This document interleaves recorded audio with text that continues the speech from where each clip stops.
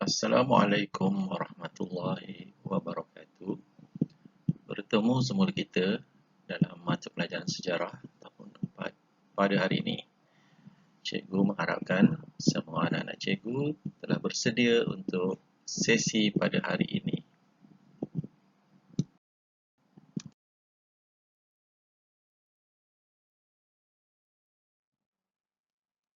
Baik, kita sambung sesi pembelajaran pada hari ini masih dalam unit yang pertama.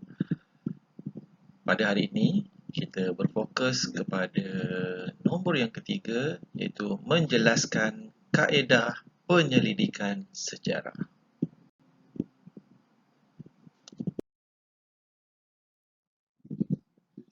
Apa yang dimaksudkan dengan kaedah penyelidikan sejarah?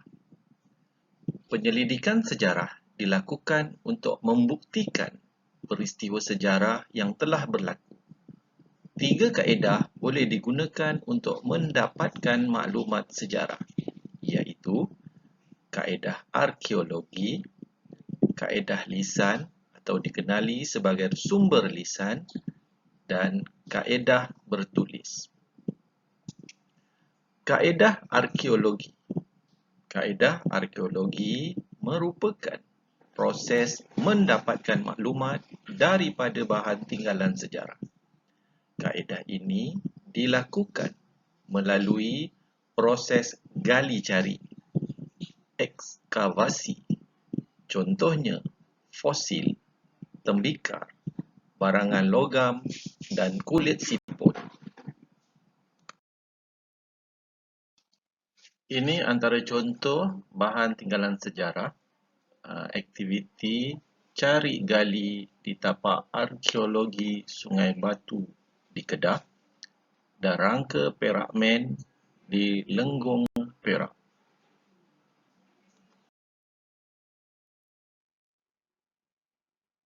Selain itu, terdapat juga bidang arkeologi maritim atau arkeologi bawah air.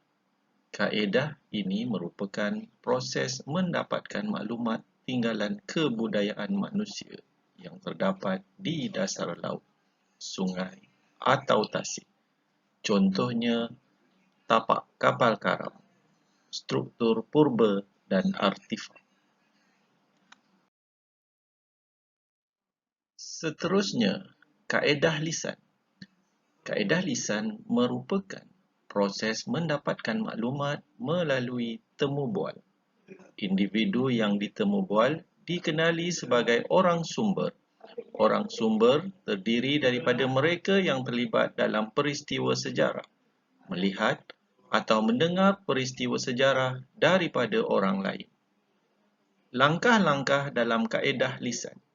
Langkah yang pertama, mengenal pasti orang sumber dan menyediakan soalan berdasarkan tajuk kajian. Langkah kedua, menemu bual dan merakamkan perbualan. Langkah ketiga, menyalin rakaman, menyimpan data perbualan, dan membuat penulisan.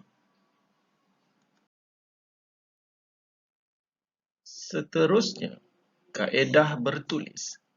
Kaedah bertulis merupakan proses mendapatkan maklumat daripada tulisan dan lakaran. Maklumat ini diperoleh daripada dinding gua, kayu, batu, dan bahan bercetak. Langkah-langkah dalam kaedah bertulis. Langkah pertama, mengenal pasti sumber sejarah yang tepat. Langkah kedua, mengumpulkan sumber sejarah. Langkah ketiga, mentafsir maklumat dalam sumber. Langkah keempat, membuat penulisan. Gambar tersebut menunjukkan antara kaedah bertulis di mana maklumat diperolehi daripada lukisan pada dinding gua di Tambun, Perak. Secara rumusannya, pengkaji boleh memilih mana-mana kaedah yang sesuai untuk mengkaji peristiwa sejarah. Kaedah yang terdapat dalam penyelidikan sejarah memberikan ruang untuk pengkaji menghasilkan penulisan sejarah yang berkualiti.